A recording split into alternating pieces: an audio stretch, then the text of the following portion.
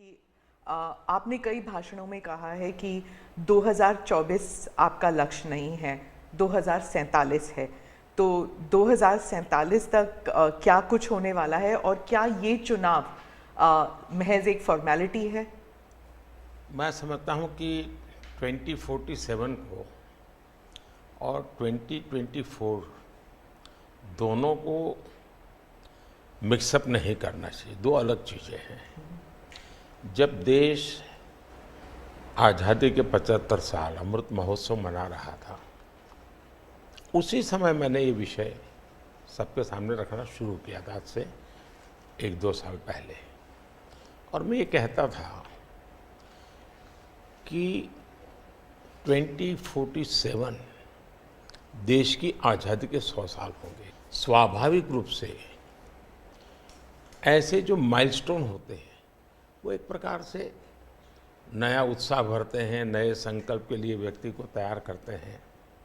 और उस अर्थ में मेरा मत था कि एक मौका है, 75 साल पर हम खड़े हैं, 100 साल पहुंचने वाले हैं, इस 25 साल का सर्वाधिक उपयोग कैसे करें। हर इंस्टीट्यूशन, हर कोई अपना एक लक्ष्य बनाए। भाई मैं अपना गांव का प्रधान हूं, 2047 तक मेरे गांव में इतना तो मैं करूंगा। आरबीआई को मैं कार्यक्रम में भी गया, 90 साल का उनका कहा। तो मैंने कहा कि 10 साल बहुत महत्वपूर्ण है, आपके 100 साल होंगे, इस पर अभी से सोचिए। तो मेरे मन में 2047 ये भारत की आज़ादी के 100 साल और देश में एक प्रेरणा जगनी चाहिए। और आज़ादी के 100 साल अपने आप एक बहुत इंस्पिरेशन है, किसी व्यक्ति की जरूरत नहीं है। तो एक पार्ट तो वो है। दूसरा है 2024। 2024 ये चुनाव का हमारा जो क्रम है 5 साल का, उसके हिसाब से वो आया हुआ क्रम है।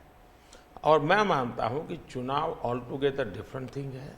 एक तरफ इस चुनाव में आप देखते हैं, लोकतंत्र में चुनाव को हमने लाइट नहीं लेना चाहिए।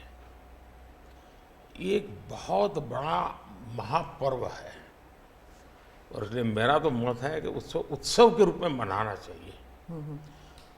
उससे जैसे स्पोर्ट्स, उसका जब फेस्टिवल होता है, स्पोर्ट्स के इवेंट होते हैं, वो स्पोर्ट्समैन स्पिरिट को पैदा करते हैं। प्रतिस्पर्धा भी।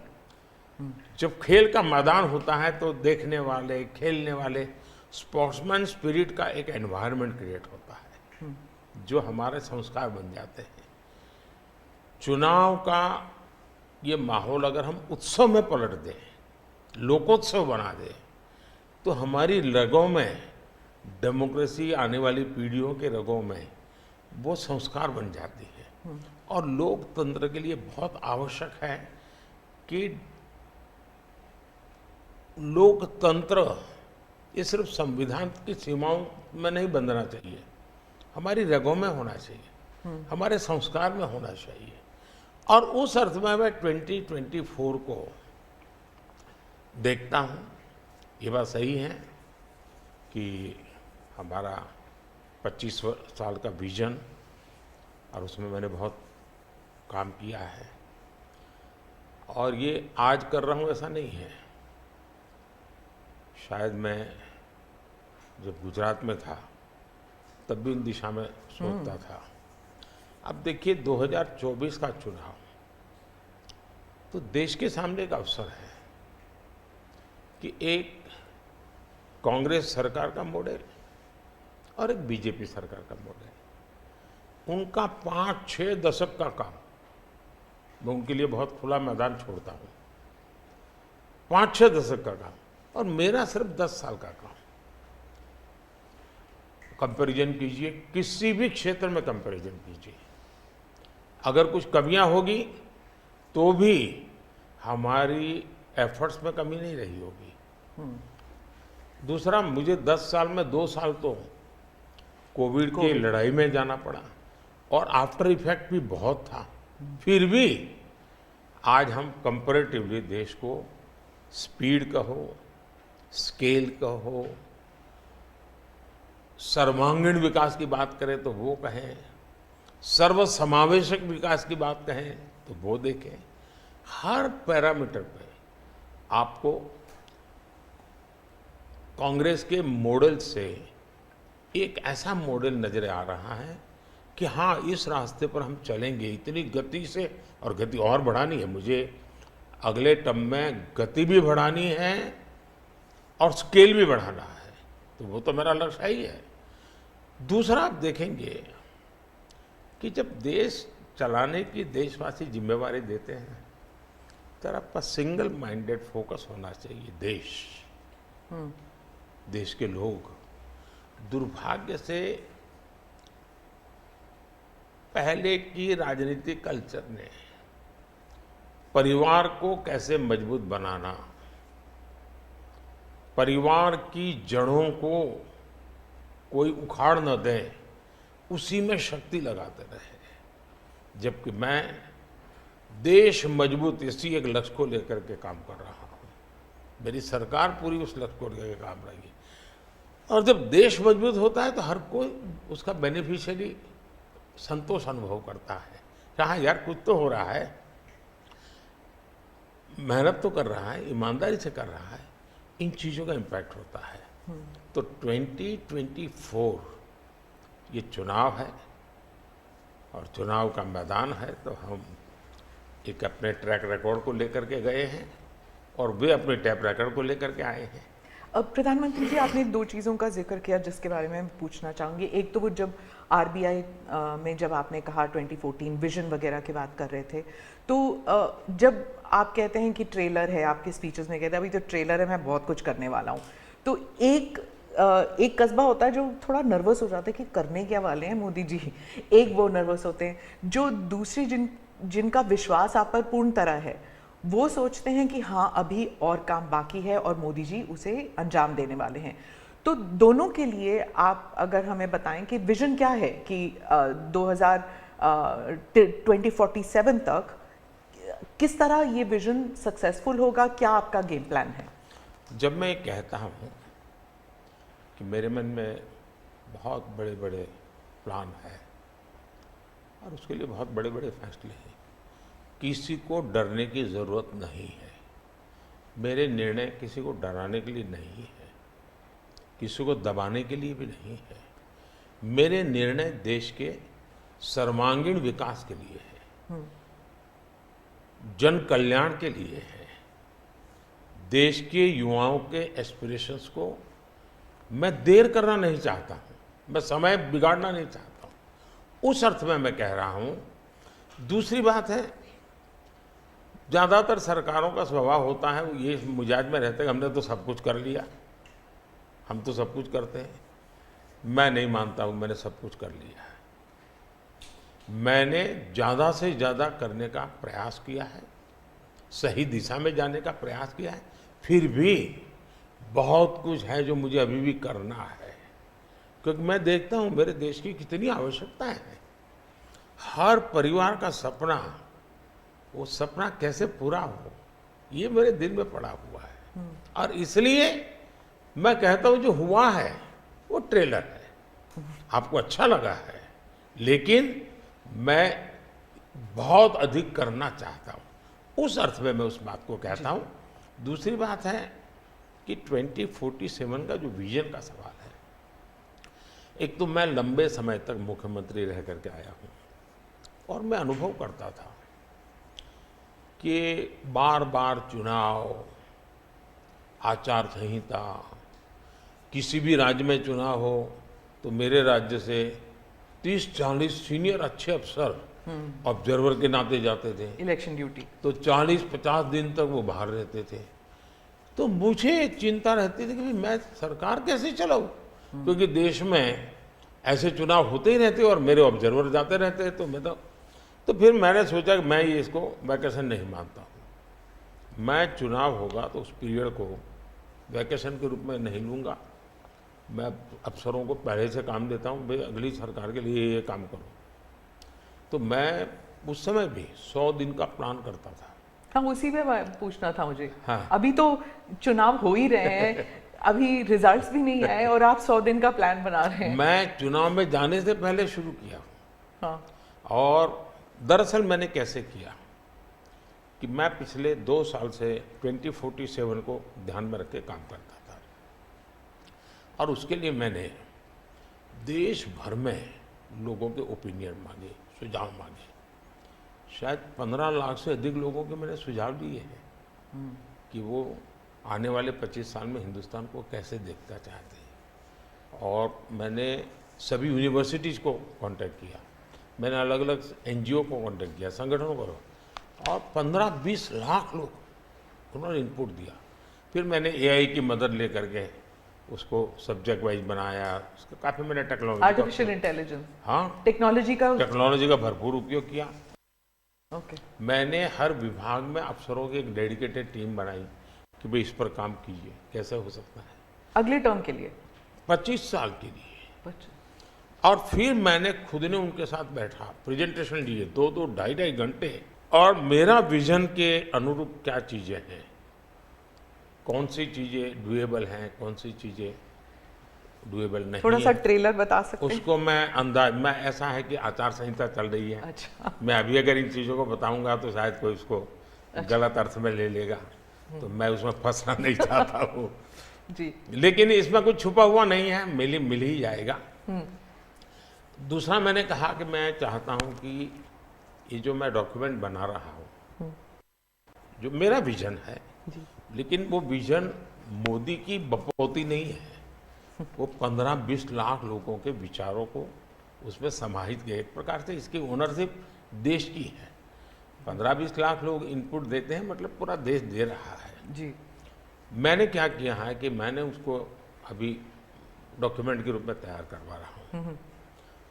जैसे ही चुनाव प्रक्रिया पूरी हो जाएगी तुरंत वो स्टेट को भेज दिया जाएगा। ओके।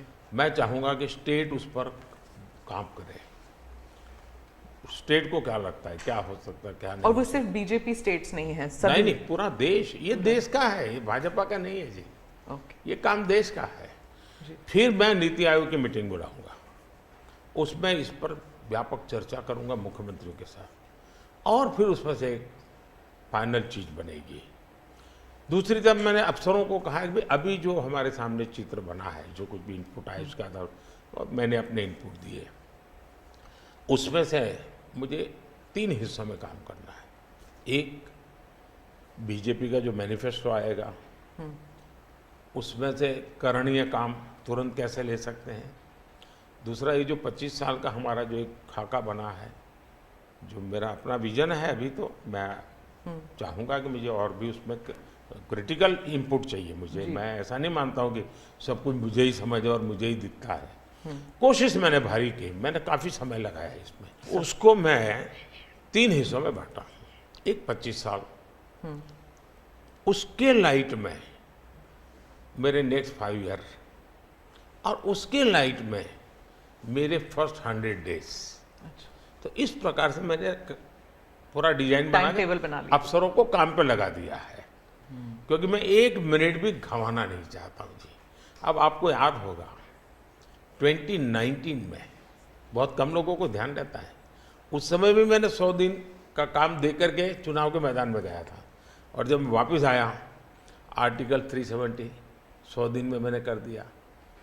3 तलाक से मेरी बहनों को मुक्ति दिला दी, पहले 100 दिन में किया। यूएपीए बिल सिक्योरिटी को लेकर के हमने 100 दिन में कर दिया। बैंकों का मर्जर बहुत बड़ा काम था, हमने 100 दिन में किया। इतना ही नहीं, पशु का टीकाकरण, ये कोविड के टीकाकरण की इतनी चल रहा है ना, मैं देश में पहली बार करीब 15,000 करोड़ रुपया लगा करके पशुओं के टीकाकरण का बड़ा अभियान चला रहा हूँ, और मैंने 19 में पहले 100 दिन में किया था। तो मैं 100 दिन का क्या काम करना वो हैफाजत नहीं करता, मैं बिल्कुल प्लानिंग करके उसको आधार पर आगे चलाता हूँ। मोदी जी, आपने एक टर्म कॉइन किया है जो बहुत ही लोकप्रिय हो गया है, मोदी की गारंटी। अब चुनाव के वक्त कई लोग कह रहे हैं कि क्या उम्मीदवार जो है वो नॉट इम्पॉर्टेंट है, वोट तो सिर्फ मोदी जी को जा रहा है क्योंकि मोदी जी की गारंटी है। तो इलेक्शन के दौरान ये सब टर्मिनोलॉजी इम्पोर्टेंट होता है? पहली बात है, उम्मीदवार ही नहीं, चुनाव में हर मतदाता इम्पोर्टेंट होता है। चुनाव में बूथ लेवल का कार्यकर्ता भी इम्पोर्टेंट होता है, कैंडिडेट भी उतना ही महत्वपूर्ण होता है। और इसलिए ये कह देना कि और किसी का महत्व नहीं होता है, ये वरना इतना बड़ा चुनाव हो ही नहीं सकता है जी, तो बहुत महत्व होता है। जहाँ तक गारंटी का सवाल है, आज हमारे यहाँ दुर्भाग्य से शब्दों के प्रति जो कमिटमेंट होना चाहिए वो एक प्रकार से लग रहा है कि ये तो चलते का नाम गाड़ी, कुछ भी बोल दो, कहीं पर भी बोल दो, कोई जिम्मेवारी नहीं। अब आप देखा होगा इन दिनों एक नेताजी के पुराने ढेर सारे वीडियो बाजार में घूम रहे हैं और उनके एक विचार से दूसरा विचार कितना कॉन्ट्राडिक्टरी है। अब लोग एक साथ देखते होगा, अरे ये आदमी इतना हमें मूर्ख बनाता था, हमारी आंख में धूल झोंकता। अभी मैंने एक नेता का भाषण सुना, उन्होंने कहा एक झटके में मैं गरीबी हटा दूंगा। अब जिनको 5-5, 6-6 दशक देश का राज करने को मिला, वो जब आज कहेंगे कि मैं एक झटके में गरीबी हटा दूंगा, तो देश सोचता है ये क्या बोल रहे हैं। तो मुझे लगता है पॉलिटिकल लीडरशिप की क्वेश्चनेबल होती जा रही है। ऐसे में प्राण जाए और वचन न जाए, ये महान परंपरा से हम निकले हुए लोग हैं। मैं मानता हूं कि नेताओं ने ओनरशिप लेनी चाहिए, जिम्मेवारी लेनी चाहिए। ये मैं जो बोल रहा हूं मतलब मेरी जिम्मेवारी है, ये कोई करेगा ऐसा करेगा ऐसे नहीं चलता है। और उसमें से मैंने बल दिया है गारंटी का। मैं कमिटमेंट भी करता हूं और उसका मैं ओनरशिप ले रहा हूं। और जब ओनरशिप लेते हैं ना तो देश को भरोसा होता है। आज आप देखिए कि हम जो बात कहते हैं उस पर लोगों का भरोसा है। 370 हटाऊंगा, भले हमें पार्टी का जन्म हुआ तब से हम कह रहे थे, हमारे श्यामा प्रसाद मुखर्जी ने बलिदान दिया था, लेकिन हम उस पर पक्के मन से लगे हुए थे। जब मेरा मौका आया मैंने पूरी हिम्मत दिखाई, 370 गई और आज जम्मू कश्मीर का भाग्य बदल गया। 3 तलाक कितने ही चीजों से गुजरा, पॉलिटिकल लीडरशिप डर गई, लोगों को रहा भी इन पर क्या भरोसा करे। ये तो एक बार एक बोलते दूसरा, लोगों का भरोसा तब बनता है, कहेगा यार ये खुद खड़े रहेंगे, ये खड़े रहेंगे। और जाना भी है तो जिम्मेवारी लेकर के जाएंगे कि भाई ये था, मैं सोचा था, नहीं कर पा रहा हूं, मैं जा रहा हूं वापिस। लेकिन भरोसा बहुत बड़ी ताकत होती है और भारत जैसे देश में ये भरोसा को मैं अपनी जिम्मेवारी मानता हूं और इसलिए मैं बार बार गारंटी ये कहता हूं। मोदी जी, आप भरोसे की बात करते हैं, जब भी हमारे कैमरा टीम्स जहाँ भी जाते हैं वो सब यही कहते हैं कि जो मतदाता हो या कैंडिडेट हो वो सब यही बात करते हैं, मोदी पर भरोसा। तो have we come to this situation जहाँ पे पहले होते थे, बोला जाता था कि Indira is India, India is Indira, और अब है मोदी इज भारत, भारत इज मोदी। क्या उस लेवल पर पहुँच गए हैं? ऐसा है कि देश ये कहता है और जो मैं खुद भी फील करता हूँ कि ये माँ भारती का बेटा है, ये माँ भारती का संतान है। उससे ज़्यादा न लोग मुझे मेरे लिए सोचते हैं, न ही मेरे लिए बोलते हैं। भारत माँ का संतान है, माँ की सेवा कर रहा है, तो इतना ही बहुत है। मैं राम मंदिर प्राण प्रतिष्ठा की बात करती हूँ। इसको एक राजनीतिक रंग नहीं चढ़ना चाहिए था, लेकिन हो गया है। और जब इलेक्शंस आ गए हैं तो फिर चाहे ऑपोजिशन हो या बीजेपी हो, एक दूसरे पर आरोप लगाते हैं, तुम पापी तुम पापी। कांग्रेस कहती है कि इसका राजनीतिकरण बीजेपी ने किया इसलिए वो पापी है। बीजेपी कहती है कि न्योता देने के बावजूद आप प्राण प्रतिष्ठा में आए नहीं इसलिए आप पापी हैं। तो इसे आप कैसे देखते हैं? पहली बात है कि इसका राजनीतिकरण किसने किया, और इसको आज की घटनाओं से मत। जब हमारा जन्म भी नहीं हुआ था, हमारी पार्टी पैदा भी नहीं हुई थी, उस समय अदालत में ये मामला निपटाया जा सकता था, समस्या का समाधान हो सकता था। भारत विभाजन हुआ तो विभाजन के समय ये तय कर सकते हैं चलो भाई इतनी इतनी चीज़ें ऐसा कर लो, वो नहीं किया गया। क्यों कि एक ऐसा हथियार हाथ में है जो हथियार वोट बैंक पॉलिटिक्स के लिए मजबूती का एक दांव है, इसलिए उसको पकड़ के रखा गया और बार बार उसको भड़काया गया। अब जब ये अदालत के अंदर मामला चल रहा था, अदालत में अभी जजमेंट ना आए वहां तक कोशिश की गई। न्यायिक प्रक्रिया से होना चाहिए तो हमारा संविधान हमें कहता है और सरकार की तो जिम्मेवारी है, लेकिन उसमें भी अड़ंगे डालना, ये क्यों? क्योंकि उनके लिए ये राजनीतिक हथियार था ऐसे लोगों के लिए। और देखिए राम मंदिर का ऐसे लोग हैं, राम मंदिर कर रहे हैं, तुम्हें मार देंगे, ऐसा करके वोट बैंक बनाने का एक तरीका था। अब हुआ क्या, राम मंदिर बन गया तो उनके हाथ से वो मुद्दा ही चला गया। अब वो किसी को डरा नहीं पा रहे हैं कि राम मंदिर आ जाएगा, आ गया, कुछ नहीं हुआ, आग नहीं लगी कोई।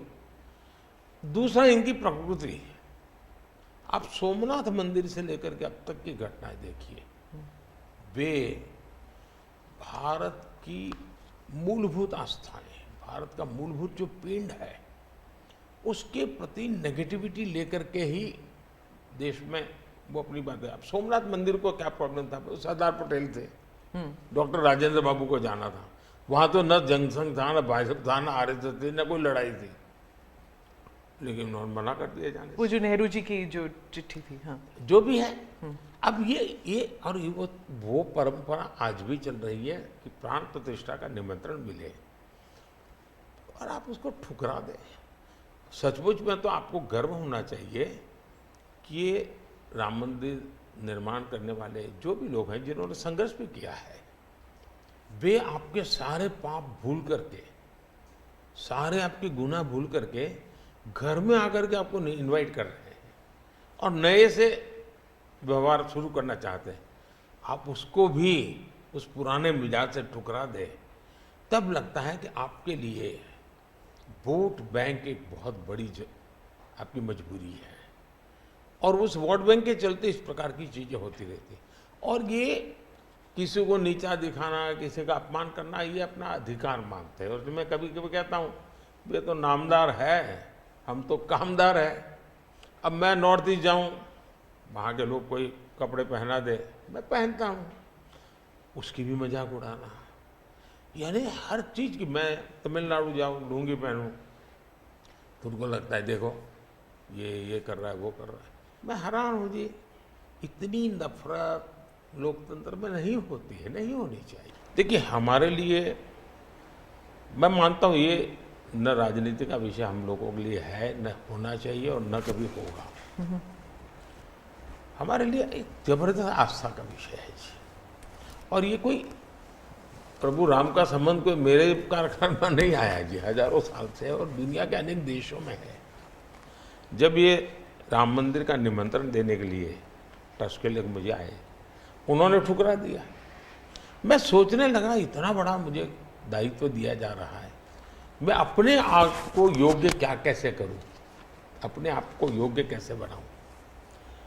तो मैंने कुछ लोगों की एडवाइस ली, कुछ संतों की, कुछ जानकार लोगों की, मेरी स्पिरिचुअल लाइफ से जुड़े हुए कुछ लोगों को मैंने पूछा कि भाई मैं इसको एक प्रधानमंत्री के रूप में इस कार्यक्रम को नहीं लेता हूँ, एक राम भक्त के रूप में करना चाहता हूँ, मुझे क्या करना। उसमें से मुझे सुझाव आया, तो सुझाव तो बहुत, लेकिन मैंने फिर कुछ अध्ययन भी किया और मैंने मनोमन तय किया कि मैं 11 दिन का अनुष्ठान करूँगा। और मैं ज़मीन पे सोता था, नारियल के पानी पर रहता था और तय किया मैं प्रभु राम जहाँ जहाँ गए थे उसमें जहाँ भी मैं जा सकता हूँ जाने का प्रयास करूँगा। और वहाँ मैं अपना, जब मैं श्रीरंगम मंदिर में गया, दक्षिण भारत में, हाँ, दक्षिण भारत में, और कम्ब रामायण का मैंने पाठ किया वहाँ, तब मुझे वहाँ के लोगों ने बताया कि साहब 800 साल पहले जब कम्ब रामायण की रचना हुई तो पहला पाठ इसी जगह पे हुआ था। और मैं देख रहा सबके आंख में आंसू थे। ये जो मैंने अनुभूति की है साउथ में खास करके, यहाँ बैठे हुए लोगों को अंदाज नहीं आएगा जी कि क्या भक्ति है, क्या आस्था है और कितनी पवित्रता है उसमें। मेरा कार्यक्रम नोन नहीं था, मेरा काम भी ऐसा व्यक्तिगत था, लेकिन जो जन सामर्थ्य एक प्रकार से मुझे उनके भाव में अनुभव कर रहा था, तो मेरे लिए शायद मेरी स्पिरिचुअल जर्नी की एक बहुत बड़ा महत्वपूर्ण एक 11 दिन की घटना मैं देखता हूँ। मैं और राम मंदिर प्राण प्रतिष्ठा को मैंने बहुत गंभीर लिया था जी। मैंने एक इवेंट के रूप में नहीं लिया था जी, मेरे लिए वो इवेंट नहीं था। वो एक स्पिरिचुअल मूवमेंट था आपके लिए? मैं मानता, मुझे दिखता था वो 500 साल का संघर्ष, मुझे दिखता था 140 करोड़ लोगों की श्रद्धा, सपने, और देश के गरीब गरीब लोगों ने पाई पाई देकर के मंदिर बनाया है जी। ये मंदिर 3 चीजें मैं देखता हूँ। एक, 500 साल का अविरत अखंड एक निष्ठ संघर्ष, लाखों लोगों का एक काम के लिए बलिदान। दूसरा, लंबी न्यायिक प्रक्रिया, इतने सालों की न्यायिक प्रक्रिया, और न्यायिक प्रक्रिया के हर तराजू से तूल करके निकला हुआ, कसौटी हुआ। दूसरा, टेक्नोलॉजी का उपयोग, एएसआई के द्वारा उसकी खुदाई, सबूत, ये एक बहुत बड़ा। और चौथा, हिंदुस्तान के कोटि कोटि लोगों ने 1-1, 2-2, 5-5 रुपया जो भी दे सकते हैं दे करके ये मंदिर बनाया है। ये मंदिर सरकारी खजाने से नहीं बना है।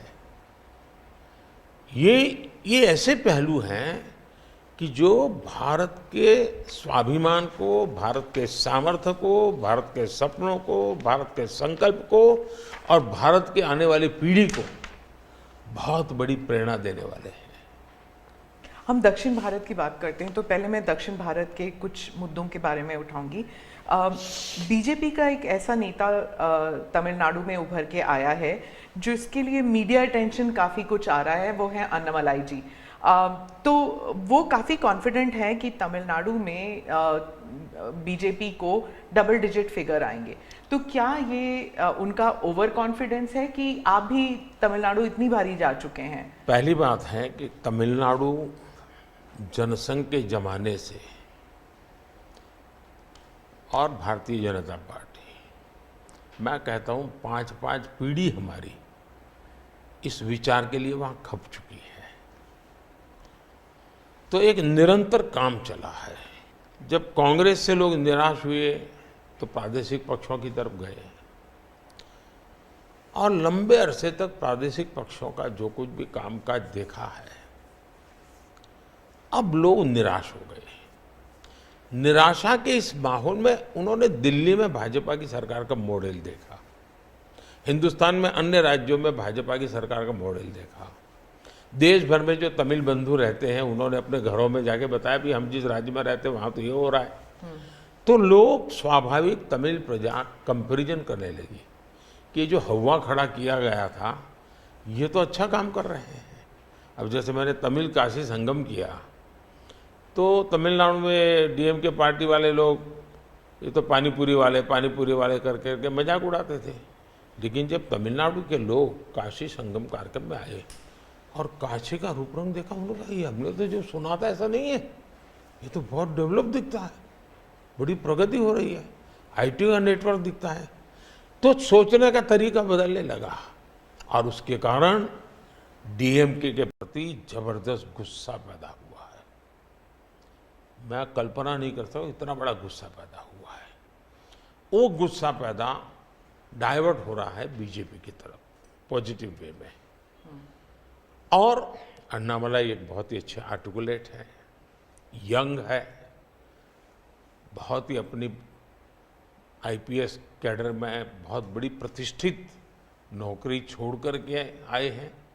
दूसरा, लोग सोचते कि यार इतना बड़ा होनहार कैरियर छोड़ के आया आदमी तो डीएमके या डीएमके में चला जाता उसकी तो जिंदगी बन जाती, लेकिन वो मानने नहीं गया, वो बीजेपी में आया। तो लोग आप यार ये बीजेपी में गया है मतलब कुछ मेटल है, कुछ अच्छे इरादे वाला इंसान लगता है, तो स्वाभाविक रूप से उसके आकर्षण का केंद्र बना है। और मेरी पार्टी की विशेषता है, हम हर स्तर के हर छोटे मोटे कार्यकर्ता जिसमें क्षमता है उनको अवसर देते हैं। हमारा कोई परिवारवादी तो पार्टी है नहीं, परिवार से चलित पार्टी नहीं है, जिन पार्टियों में of the family, by the family and for the family होता है। और इसलिए हमारे यहाँ तो हर एक को अवसर मिलता है। फैमिली बेस्ड पॉलिटिक्स अगर हम बात करें तो तमिलनाडु में डीएमके ने कहा है कि उन्होंने काफ़ी बयान दिए हैं सनातन के खिलाफ, और वो तो काफ़ी अरसे से करते आए हैं, काफ़ी दशकों से उनका एंटी सनातन पोजीशन रहा है। लेकिन अब जो है वो लोग थोड़ा बहुत आक्रोश दिखने को मिल रहा है। तो आप क्या समझते हैं कि is it because of awareness कि लोग बीजेपी की तरफ मुड़ रहे हैं, या फिर सनातन के खिलाफ जो उनके स्टेटमेंट्स है वो बाकी राज्यों में भी ये फैल रहा है? अब मैं इस सवाल को जरा अलग तरीके से देखता हूँ। सवाल हमें कांग्रेस को पूछना चाहिए। जो कांग्रेस जिसके साथ किसी जमाने में महात्मा गांधी का नाम जुड़ा हुआ था, जो कांग्रेस जहां इंदिरा गांधी जी गले में माला खुलेआम पहन करके घूमती थी, रुद्राक्ष माला जो, हाँ, रुद्राक्ष माला पहन करके घूमती थी इंदिरा जी। सवाल कांग्रेस को पूछना चाहिए कि तुम्हारी क्या मजबूरी है कि सनातन के खिलाफ इतना जहर उगलने वाले लोगों के साथ तुम क्यों बैठे हो भाई? क्या तुम्हारी राजनीति अधूरी रह जाएगी क्या? ये कौन सी कांग्रेस की सोच विकृति आ रही है कांग्रेस में, ये चिंता का विषय है। डीएमके का तो जन्म शायद इस नफरत में पैदा हुआ होगा, और धीरे धीरे वो नफरत का खेल भी उनका लोग स्वीकार करने नहीं लगे हैं, और इसलिए वो नए नए तौर तरीके अपना करके बोल रहे। प्रश्न उनका नहीं है, प्रश्न कांग्रेस जैसी पार्टी का है कि उसने अपना मूल कैरेक्टर गंवा दिया है क्या? जब संविधान सभा में जो लोग बैठे थे तो ज़्यादातर गांधीयन लोग थे, ज़्यादातर कांग्रेस की विचारधारा से जुड़े हुए लोग थे, और पहला संविधान बना, उसके हर पेज पर जो पेंटिंग है रामायण, वो सनातन की ही परंपरा से जुड़े हुए हैं। तो आपका संविधान बना, उस संविधान में सनातन का गौरव का हिस्सा था, और आज सनातन को इतनी भयंकर गालियां देने की हिम्मत हो और आप उनके साथ चुनाव की राजनीति करें, उनके साथ मंच साझा करें। मजबूरी कांग्रेस की, ये देश के लिए चिंता का विषय है। और जो तमिलनाडु के मुख्यमंत्री और कुछ और दक्षिण के मंत्री हैं, मुख्यमंत्री हैं, वो कहते हैं कि जो दक्षिण है वो अलग इकाई है, उत्तर अलग इकाई है, दक्षिण भारत और उत्तर भारत, और बीजेपी जो है वो दक्षिण भारत में सेंध नहीं कर सकती। राहुल गांधी ने तो संसद में भी कहा था कि आप अगर पूर्व से देखें, बंगाल से देखें, उड़ीसा, आंध्र प्रदेश, तेलंगाना, तमिलनाडु, केरल तक जाएं, पूरे उस एरिया में बीजेपी सेंध नहीं कर पाएगी। दो अलग इकाई है क्या दक्षिण भारत और उत्तर भारत? पहली बात है, भारत बहुरत्ना वसुंधरा है, भारत विविधताओं से भरा हुआ देश है। यहाँ रेगिस्तान भी हैं, यहाँ समुद्री तट भी हैं, यहाँ हिमालय भी हैं, और यहाँ सह्याद्री भी हैं, यहाँ गंगा के पट भी हैं और कावेरी के पट भी हैं। तो भारत को टुकड़ों में देखना, ये भारत के प्रति नासमझी का परिणाम है। अगर यही भाव होता, अगर आप हिंदुस्तान में देखें प्रभु राम के नाम से जुड़े हुए गांव कितने सबसे ज़्यादा कहाँ हैं, तो तमिलनाडु में है। इतने सारे गांव के नाम हैं कि उसमें राम तो होगा ही होगा। अब इसको आप कैसे अलग कह सकते हैं? किसको गले उतारेंगे आप? लेकिन भारत की विविधता है, पंजाबी जैसा होगा वैसा नागालैंड का व्यक्ति नहीं होगा, गुजराती जैसा होगा वैसा कश्मीर का व्यक्ति नहीं होगा। तो विविधता ही तो हमारी शक्ति है, हमने विविधता को सेलिब्रेट करना चाहिए। हमें गुलदस्ता ऐसा है भारत का जिसमें हर एक का अपना फूल दिखाई दे, ये भाव होना चाहिए।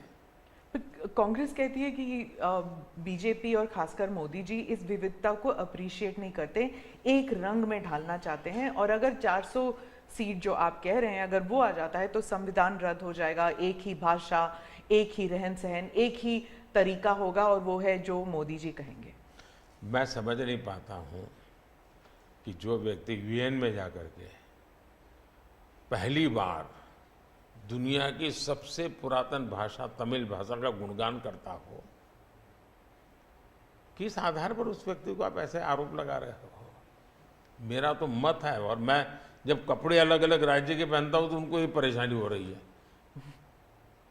मुसीबत उनकी है कि वो एक सांचे में देश को डालना चाहते हैं। हम तो विविधता की पूजा करते हैं, हम विविधता को सेलिब्रेट करते हैं। और मैं हमको के हर एक को कहता हूं, जैसे हमने कहा कि भाई डॉक्टर बनना है, इंजीनियर बनना, मातृभाषा में क्यों नहीं बन सकता है? जब मैं मातृभाषा में डॉक्टर इंजीनियर बनने की बात करता हूँ, मतलब कि मैं मातृभाषा को सेलिब्रेट कर रहा हूँ, उसका महात्मा बढ़ा रहा हूँ। मुझे ये अभी एक गेमिंग वाले सब बच्चों के साथ बैठा था, तो उनमें से किसी ने पूछा कि हमारे लिए कोई संदेश, तो ऐसे मैंने कहा एक काम करो, अब जब भी आप हस्ताक्षर कहीं करेंगे, सिग्नेचर करेंगे, अपनी मातृभाषा में सिग्नेचर करो, इतना तो गर्व करो। अब मैं तो विविधता को लाने की कोशिश कर रहा हूँ। अब उनको आरोप लगाने हैं, क्या करेंगे? कुछ मुख्यमंत्री हैं वो कहते हैं कि उन्हें सेंटर से सहयोग नहीं मिलता। दक्षिण के भी कुछ मुख्यमंत्री हैं, आप भी मुख्यमंत्री रह चुके हैं, अब प्रधानमंत्री हैं पिछले 10 साल में। क्या कोऑपरेटिव फेडरलिज्म को लेकर आपके विचार बदल गए हैं जब आप मुख्यमंत्री थे और जब अभी आप प्रधानमंत्री हैं? दरअसल, और क्या उन्हें नहीं मिलता सहयोग? दुर्भाग्य हुआ है कि जो रीजनल एस्पिरेशंस होते हैं उसको सबसे ज़्यादा तवज्जो देनी चाहिए, ये मेरी पार्टी की फिलॉसफी है।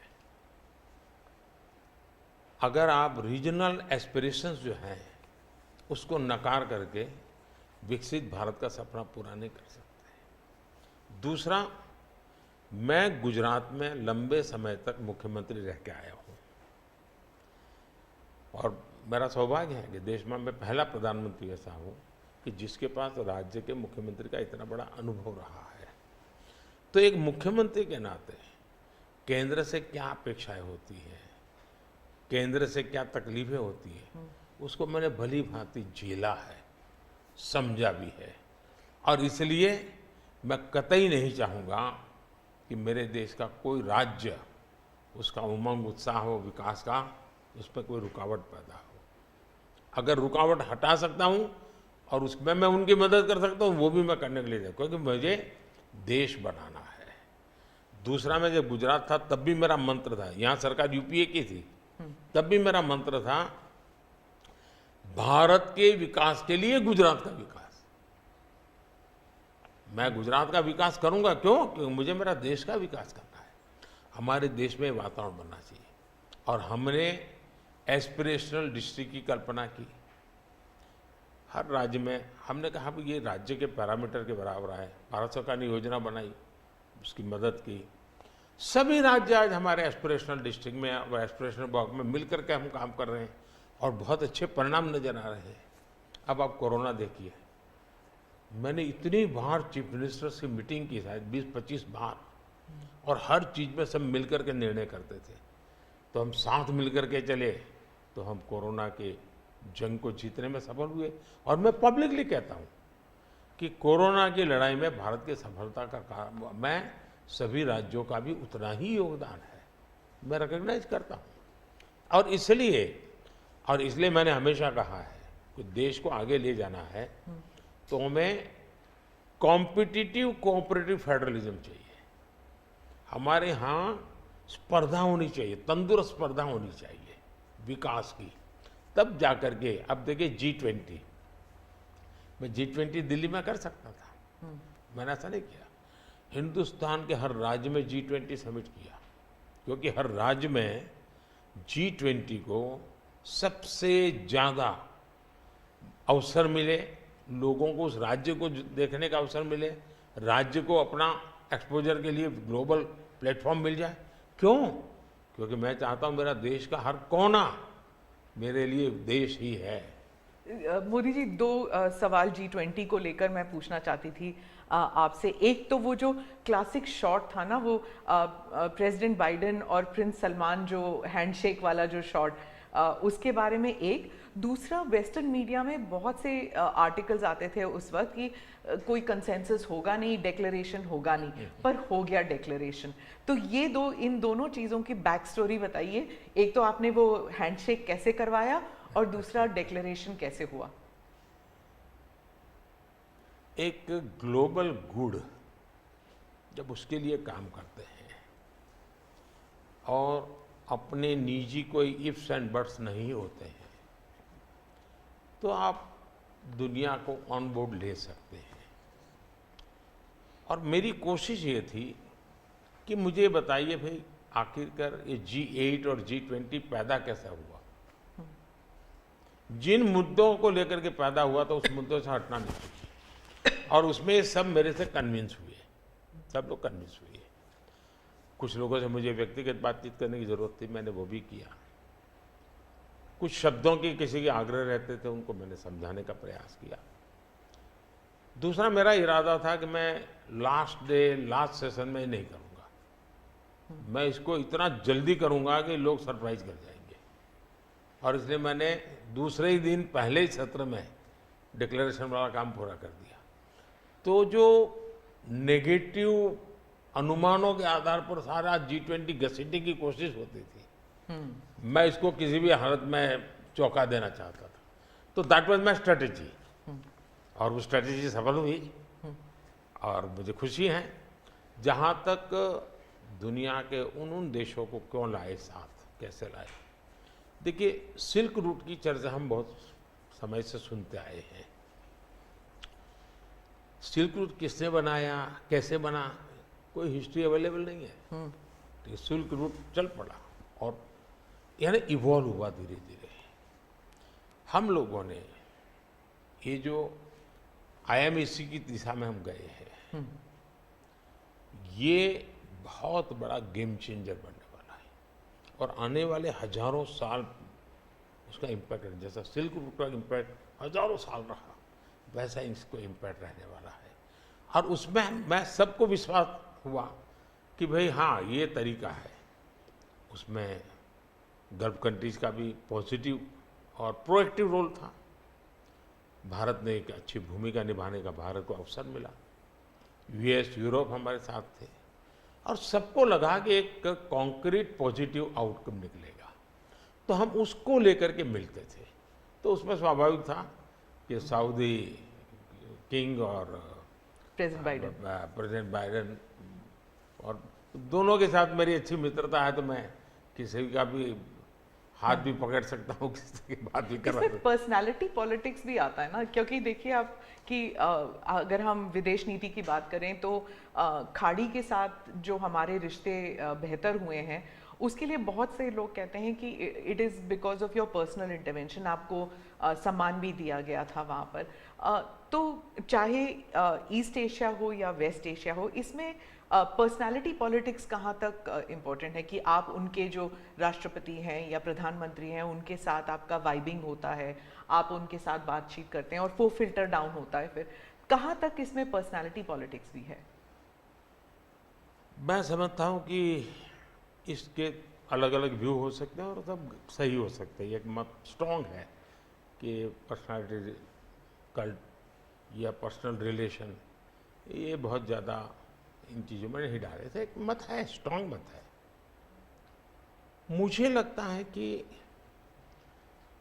हमारी डिप्लोमेसी अगर प्रोटोकॉल में फंसी रहेगी तो हम परफॉर्म नहीं कर पाएंगे।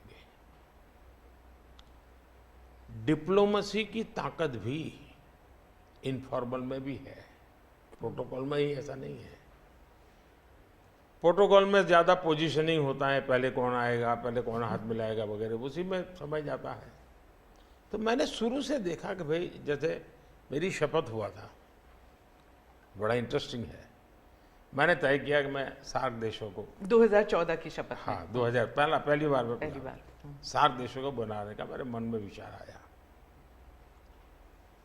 और उसके पीछे कारण ये था क्योंकि मेरा चुनाव प्रचार में मुझ पर आरोप एक ही था कि ये मोदी जो कि राज्य से आया है, ये देश की राजनीति क्या समझेगा, विदेश नीति क्या समझेगा, ये तो डुबो देगा।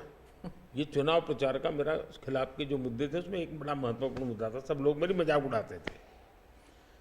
तो मुझे लगा इनको एक ही एक्शन से मुझे जवाब दे देना चाहिए, बोलने की जरूरत नहीं है। पहले दिन से तो मैंने शपथ समारोह में सार्क देशों को बुलाया।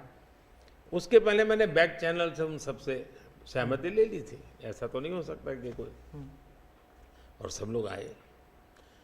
मेरा शपथ हुआ। फॉरेन मिनिस्टर अभी तो हमारा बना भी नहीं था,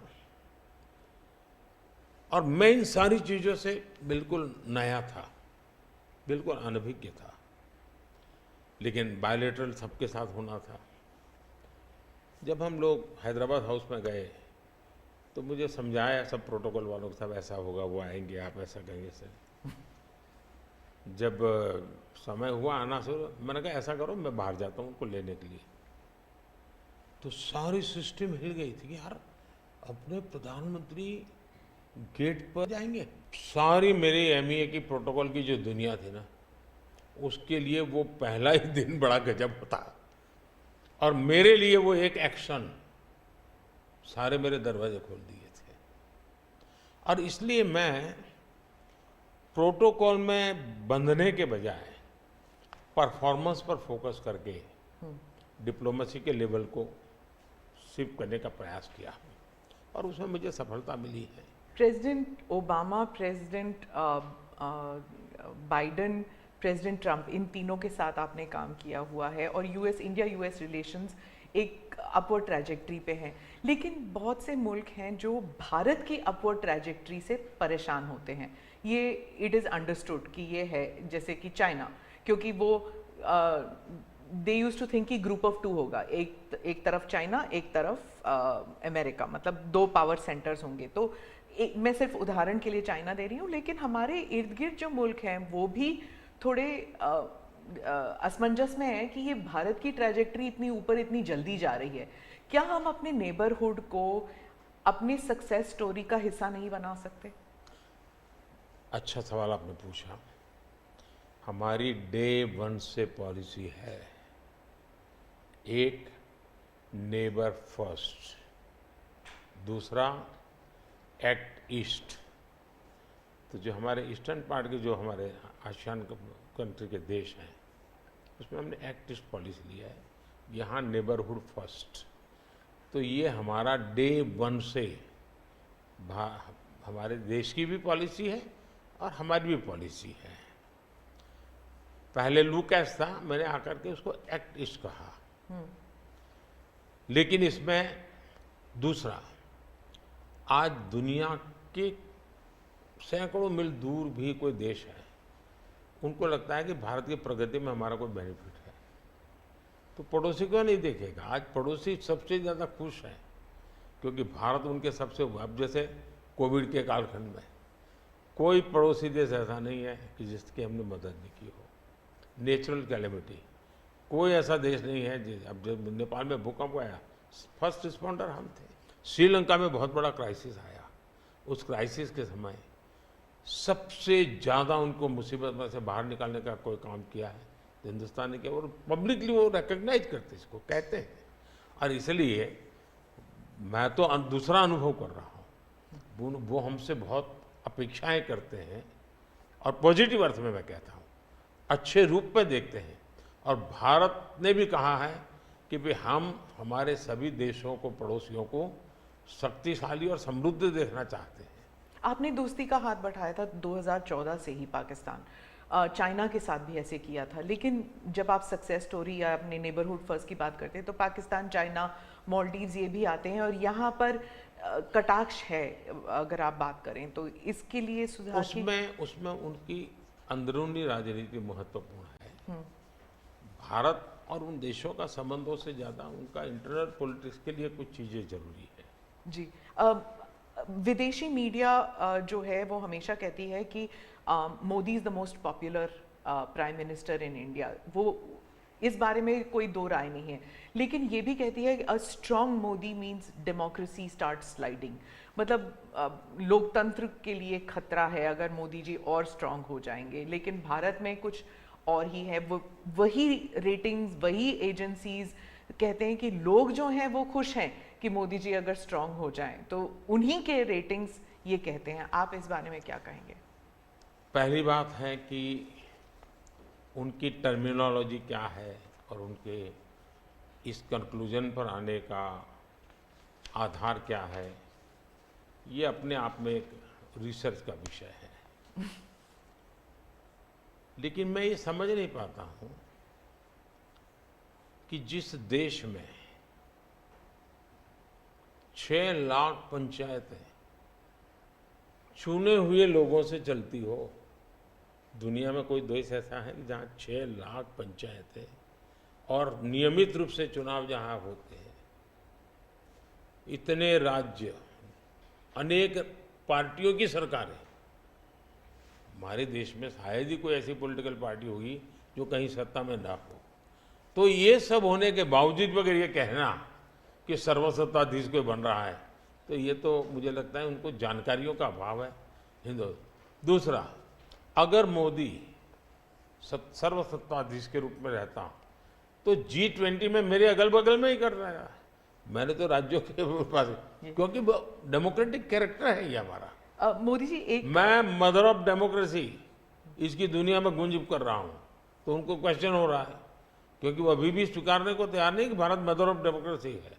हाँ, एक सवाल था, यूक्रेन में जब युद्ध चल रहा था